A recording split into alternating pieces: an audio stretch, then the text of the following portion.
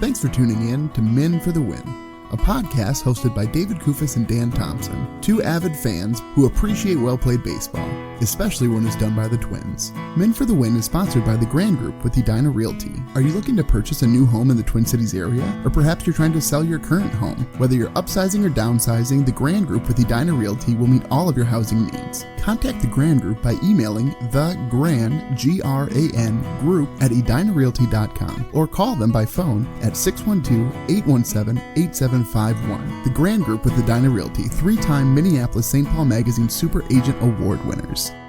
On this episode, David and Dan recap the Twins' 4-game series against the Chicago White Sox. Thanks for listening.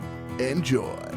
Thanks for tuning in to Men for the Win. My name is David Kufis. With me, as always, is Dan Thompson. The Twins squander an opportunity to put some more daylight between themselves and the Chicago White Sox, only managing to take 1 of 4 against the White Sox at home at Target Field. The mighty, mighty Twins, Dan Thompson, who have been leading the way all the way up to the All-Star break, while they're still in the lead, Cleveland is only 2 games back, and they have 4 games in hand, meaning that they could potentially be even if they win those 4 games.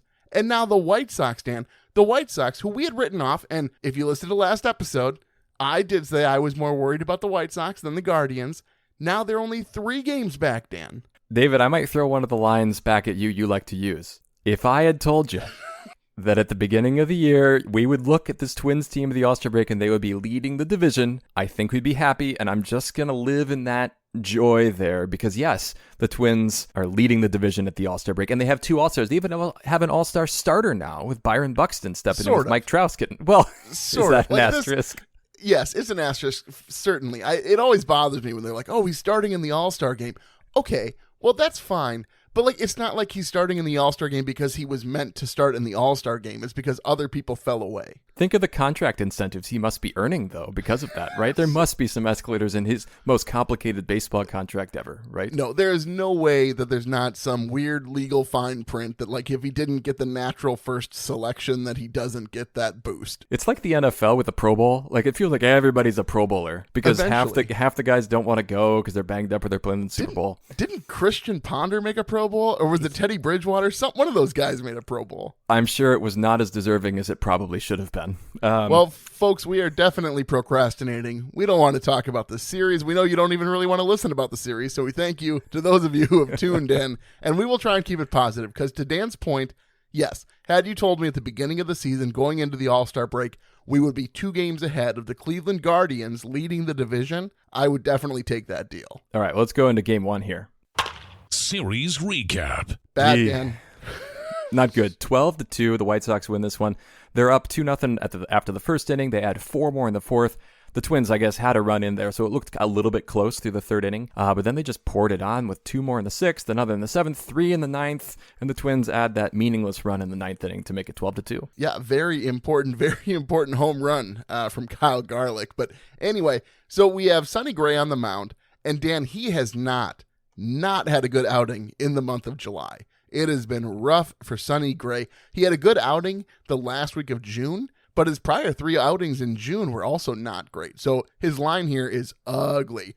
3 2/3 innings pitched, 9 hits, 6 runs, all of them earned, 1 walk, 3 strikeouts, and a home run. His ERA for the season is still at 3.71, which obviously seems good, but man, it has been really being boosted these last few starts. Yeah, and we didn't talk about Nick Gordon's ERA. He came in and pitched the last inning, gave up the 3 there. His ERA is 13.50, which I feel like the Twins have had relievers on the roster with that high of an ERA in the past. Not a position player you're talking about, actual bullpen guys out right, on the mound. What I mean. Joe Smith also came back, didn't look great, gave up 2 runs. I guess they were unearned, but still he has not looked good. Buxton had a triple, and that was kind of fun. Anytime, triples are the most exciting play in baseball. But 1 for 10 with runners in scoring position with 10 men on base. A lot of that was early enough to matter, too. Yeah, and I do want to point out one of the reasons why I said I was concerned about the White Sox and why I felt that they have why they have the potential to be better than the Guardians and even better than the Twins is that their starting rotation, Dan, is just significantly better than what the Twins have to offer, and they definitely showed it this time around. Yeah, Cueto went 6, 7 hits, 1 run, 2 walks, 5 strikeouts, and it felt like every game the White Sox were getting a great start. This game and maybe some of the others, yes, the Twins had a lot of missed opportunities, but at the same time, I didn't see them stopping the White Sox from scoring runs. They could have lost this one 12-9, and I just they weren't going to win this series the way that they played. No, it was definitely a team effort in the losses, though, Dan. It's fun not to have to hang your hat on, oh, yeah, it was the pitching, or no, it was the hitting that let us down. It was everybody, Dan. It was a terrible, terrible outing. Well, let's look at game 2. The White Sox win this one as well, 6-2. They score right away. The Twins do answer with finally getting a hit with the bases loaded against the White Sox. They had done this a lot. I think it was 7 straight games where they had loaded the bases against the White Sox in the first inning and had, I think, maybe only scored once or twice in that streak. It wasn't much. So Kirilloff does get that big hit. There's a little bit of hope, but then the bats go cold, and the White Sox add a few more later. Yeah, I mean, on the series, Dan, the Twins went 4 for 25 with runners in scoring position, and game 2 was the best effort, basically. They went 2 for 8 with runners in scoring position in this game. And there was a moment in this here when Carlos Correa came up with a couple guys on base, if you recall, and you know what he did, David? What'd he do, Dan? He did what Sano has done so often. He grounded into a double play, furthering the argument that I would make that Miguel Sano, who hit, it felt like 5 or 6 home runs for the St. Paul Saints this series, furthering my stance that Miguel Sano will find a spot on this roster soon. Maybe after the All-Star break, he gets called up and Joe Smith gets sent back to the IL where he clearly belongs after his outing today. But anyway, any other thoughts on game 2? No, game 3, the one bright spot here. Yeah, so this was the best outing by a Twins starter in the series, and that should tell you something because Dylan Bundy goes 5 1/3, 5 hits, 3 runs, all of them earned with 1 walk and 3 strikeouts. That was the best outing by a Twins starter. Pretty brutal. McGill did come in, and he was maybe the one bright spot out of the bullpen. He gets a couple guys out. Griffin Jacks comes in, he pitches all right. It felt like the bullpen really got itself into a little bit of trouble in this game, but was able to work itself out. And that was really, to me, the difference in this game, because 6 runs isn't really that much when you're playing against a team that scored as many as the White Sox did this series. Yeah, so I mean, the Twins, like you said, they do come away with this one 6-3, but it's hard for us to talk about because not a lot of interesting things happened. And like, obviously, Ariza's home run in the first inning was really probably the highlight of the whole series. And then Correa hits a home run in the third, and then a couple batters later, Polanco does. It was kind of the one inning that the Twins really were able to do much of anything. Also, we should mention Jim Cott had his number 36 retired, so no more Joe Nathan number, no more, who else was it? They were mentioned Terry Steinbach. Pretty cool to see a ceremony like that and add another number to that list over there in left field. Yeah, Joe Nathan was in the booth today, actually, and he was fine, but I don't see him making his way into a permanent role in the booth, is what I'll say. Leave that to Glenn Perkins. Glenn Perkins, I think, has done a really good job. He really has. He really has. And again, like I always say, he was a pony. STILH2O, Stillwater, baby. My hometown. And you know, when Jim Cott joins the booth, you always think it's going to be a little bit interesting, right? Jim Cott comes from a different generation. He said some things that were... that maybe drew some ire, but no, I love hearing Jim Cott in the booth, and I hope that he continues to do that a little bit more. Yeah, so I guess one thing I do want to note, though, on Game 3 also, Duran actually finished out the game pitching both the 8th and the 9th inning, which I thought was great. He got up to 40 pitches, though, which is the most he's pitched in quite a while. But he did look so effective in the 8th inning. Rocco's like, sure, why don't you go ahead and take the 9th as well? It's just surprising that they let him get up that high, especially with how careful they've been. And I figured at the time, the reasoning was, well, they're not going to use him in Game 4 anyway, so they might as well try to use him again in that. But I did think that was interesting too, very bold. It seems that Rocco knew that the Game 4 wasn't going to be very close. Yeah, that's not a great perspective on what the manager's outlook is in a series. He saw the pitching matchup right between Cease and Archer, and he thought, this ain't gonna happen, guys. Let's just leave you out there for one more, Duran. Let's make sure we win this one. That was some great foreshadowing as we move to Game 4 here. Okay, so I thought going into this episode, Dan, I wouldn't want to talk about Game 1, and truly, really, what it comes down to, I don't want to talk about Game 4 here. Dan, the Twins lose this one 11-0. The White Sox had 16 hits. The Twins had 1. I mean, if you want to talk about a game that you don't want to watch ever again, this is pretty high on that list. And I was thinking, by the 7th inning, I really was thinking, can they just call this game? Can we just be done and go to the All-Star break? Oh my gosh. Archer actually looked quite good for the first couple innings, and then it just fell apart in the 5th inning. He couldn't get through that. The White Sox score 4 then. They score 6 more in the 7th, but it already felt out of reach at that point. Well, and to be fair, Archer didn't get any help because the error by Gordon and left really prolonged that inning, and it shouldn't have. Like, granted, it wouldn't have been an out, but it at least would have kept the runners in a less optimal position. Yeah, and Dylan Cease really dealt. He had 7 innings of 1 hit, 2 walk ball, 8 strikeouts. The Twins have hit him in the past, but this is the first time they've seen him this season, and he's clearly at a different level this season than he's been in the past. Yeah, I'm telling you, man. I'm telling you, the more we see this White Sox team, the more concerned I get that they're really the class of the division that we need to watch out for. All right, well, let's go forward to our segments. Catch 'em all, Kirby Puckett! Puckett's Picks winner. Not even a silver lining to be had in the Puckett's Picks winner, Dan. Truly, though, I haven't checked the math. I will check it afterwards just to make sure, but I'm convinced there might be some funny business happening here. Well, we have a long All-Star break for you to double-check my math on this one, so we can offer a correction if we have to next episode. So Dan took a rise, and he comes away with the victory, scoring 7 points. I had Correa, who I always take if he's available, and he had 6 points for me. The listeners took Kirilloff, and he only had 2 points. Now, to be fair, though, he was the only guy to get a hit in Game 4, so maybe he should get some bonus points for that. Just so many strikeouts for Kirilloff. He just was not looking himself there in that aspect. But I will take the victory, David. What are the standings? Yeah, so right now I'm still in the lead with 13 wins on the season. Dan has 10, so he's gaining on me. And the listeners, Dan, they are stuck at 6. It's not so good to be a listener right now. It's not. Hopefully they'll get a win one of these times, at least as long as it doesn't come at my expense and it comes at your expense. Though that's not really possible, I guess, right? By definition, it comes at both of our expense. I mean, a win's a win. Yeah, in that way. But I could see, I'd always rather have the listeners win than you win. So I understand what you're saying. All right, well, let's try to find a beast here in the next segment. Beast versus Bench. Is losing fun? Is losing fun? The thing is, it's just the team couldn't put it all together. And some guys actually had decent series. I'm actually going to give the beast to Buxton. He had a good series. He went 2 for 4 in Game 1. Then he went 2 for 3 in Game 2. Game 3, he went 1 for 4 with 3 strikeouts. But again, apparently that's the one game they didn't really need him. And then Game 4, just like everybody else, he got shut out with 2 strikeouts. But still, as far as the pickings that I had, Buxton seems okay. And he has played, I believe he started 12 games in a row now. There was a calculation I saw that at the pace that he's at, he would actually play 126 now, I believe, on the season. He's just for all the detractors who were saying, oh, you can't have those rest days for Buxton, clearly worked out just fine. And he's playing at an all-star level. Who do you have as your beast? I went with Polanco because as I'm watching these games, he just had kind of the best at bats. It felt like throughout the series. He had some hits, obviously. He had the big home run in Game 3. He just looked like the most mature, consistent hitter against those strong starting pitchers that you mentioned. Yeah, I think that's a good choice. Again, it's hard to choose when the series goes so poorly, but there were some guys who had good series, and I would put Polanco among that number. Like case in point,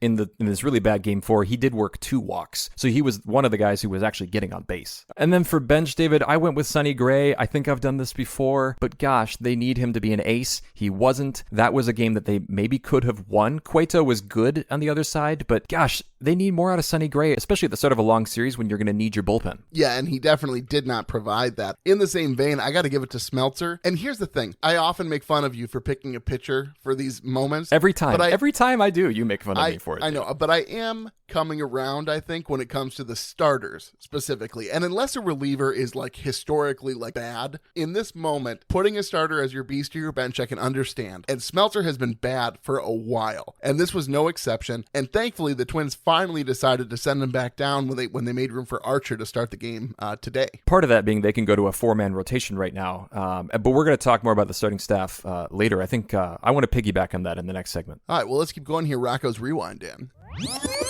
Rocco's Rewind. So if you recall, the last time Smeltzer started, it was against Texas, and it was a game where Smeltzer didn't seem to have it. The Twins had just gotten back into the game. They'd actually taken the lead, and then they left Smeltzer out there, and he gave the lead right back. And I thought, to Rocco's credit here, it was a good early hook on Smeltzer, and it took some guts because they'd already burned a lot of arms in Game 1. Yeah. But Smeltzer, again, had not looked very good. 67 pitches already through just the 3 innings, so I liked that. And then the bullpen, Pagan, I realized, gives up a run, but then Duffy's okay, Thielbar's okay, Jax wasn't great, but I think it was in that window after that where the Twins could have made a comeback. And had they left Smeltzer in, I worry it would have gotten out of hand even earlier. 100% agree. I think the early hook was good, and especially I agree that you're saying that it was pretty gutsy to make that move. Yes, because they needed him to eat up some innings, and we even saw Tony La Russa do that in a little bit in Game 3, where he left Lance Lynn out there after he'd given up the 6 runs, when he clearly didn't have it either. So it worked out in a sense. Obviously, the Twins didn't win that game, but I think it could have been a lot uglier. What about you, sir? So I'm just going to express my sympathy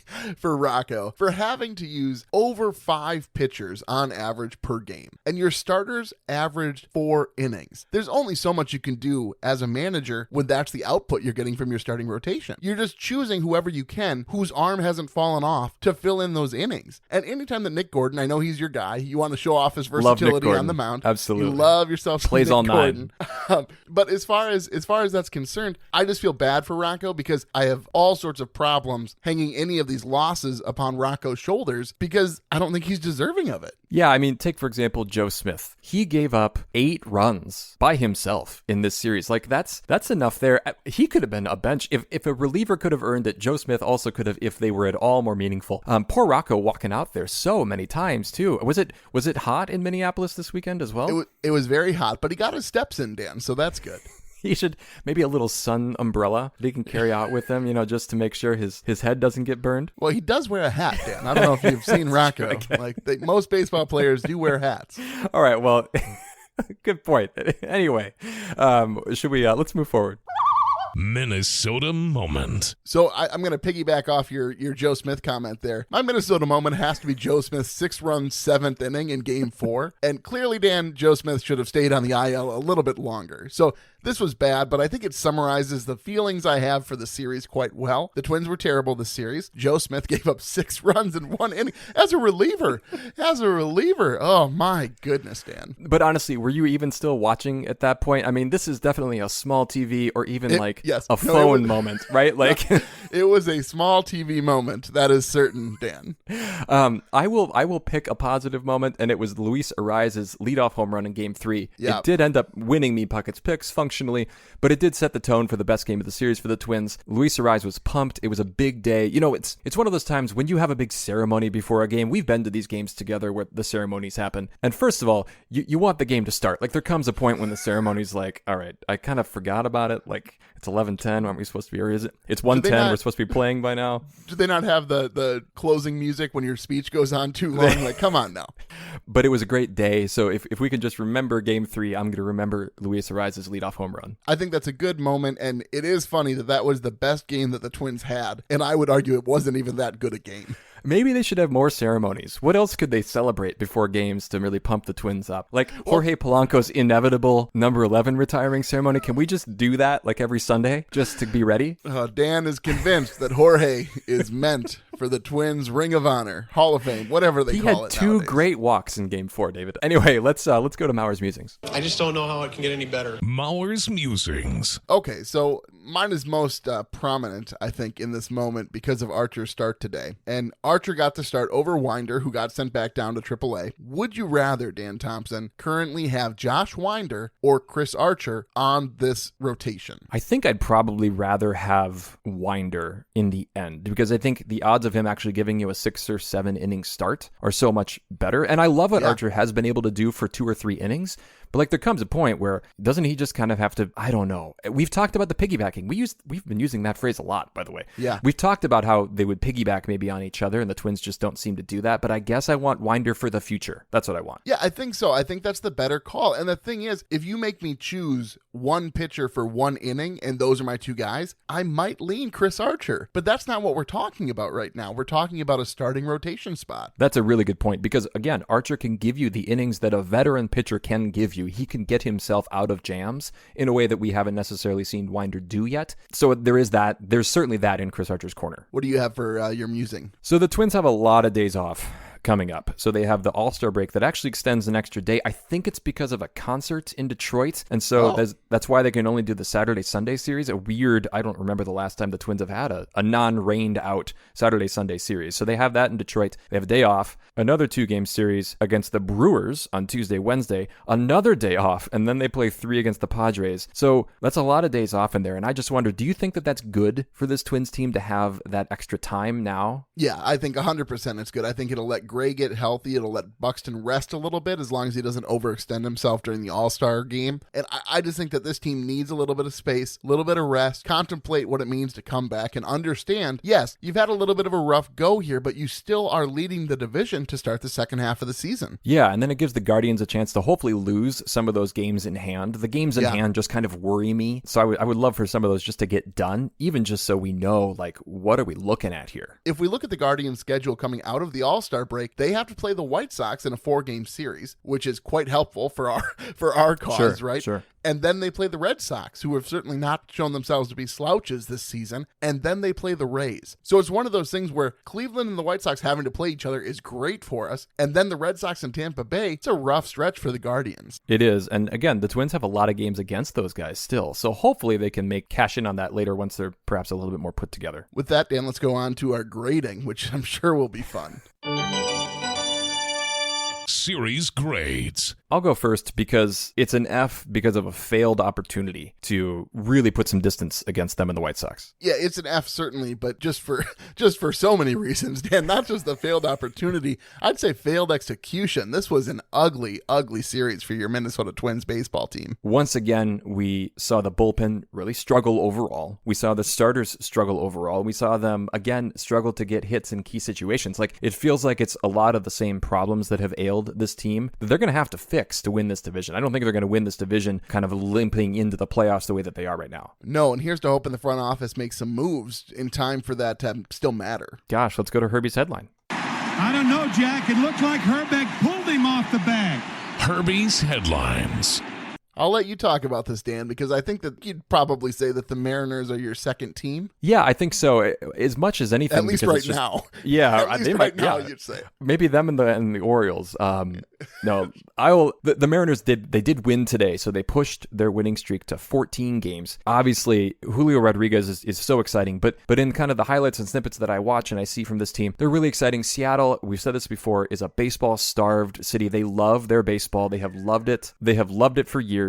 And they've been so bad. And I will point people to this. If people subscribe to The Athletic, Jason Stark, who uses way too many exclamation points in his articles for me, but he had a very interesting look at these dueling streaks between the Orioles and the Mariners and how bad those franchises have been and how good they've been at the very same time. It's worth a read if you get a chance. Well, with that, Dan, let's go on to our Puckett's picks for the upcoming Tigers series, which happens in, I don't even know how many days, Dan. And we'll see you tomorrow night. Puckett's picks.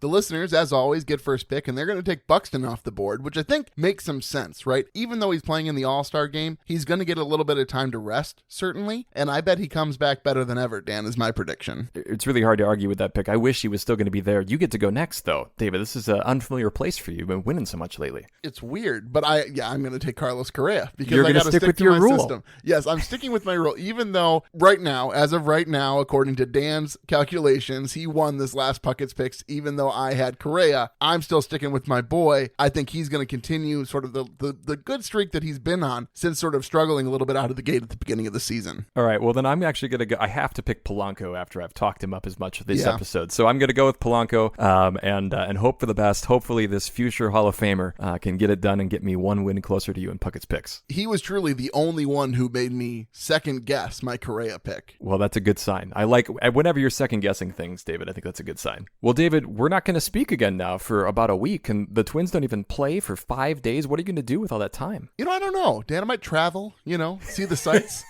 Hit up the 7 wonders of the world. We'll see what happens. I think that's what a lot of the Twins players are doing. And in all seriousness, hopefully they get a good break. They're able to kind of rest and recuperate, reset their brains so that they can come back and win this division. Yeah, so a couple of notes here, folks, about the scheduling for the podcast. The month of August is a very heavy travel month for both Dan and I. So you will be hearing a little bit more from Andrew Hoganson, and hopefully you enjoy that time. I know that Hogs loves to fill in, and we love to have him. It's great to have somebody with the ability, the baseball knowledge, and the willingness to take shots at us and to receive shots in return. It's always great to have him on the show. And it's going to be great when he and I get to talk about our love of musical theater. I think we're going to do a whole episode just about musical theater with all the references. David, you're not going to catch any of them. You're not even going to know that we're talking about musical theater. Folks, you have no idea how long the text thread was between the three of us after this last episode. There's just a whole bunch of musical references, both talking about how the first time they heard such and such a song, it changed their life, and they've reached this new plateau of brilliance and just understanding of all things within the universe. I tried to unsubscribe from our text thread several times. It's like the MLB and All-Star voting. They just wouldn't leave me alone.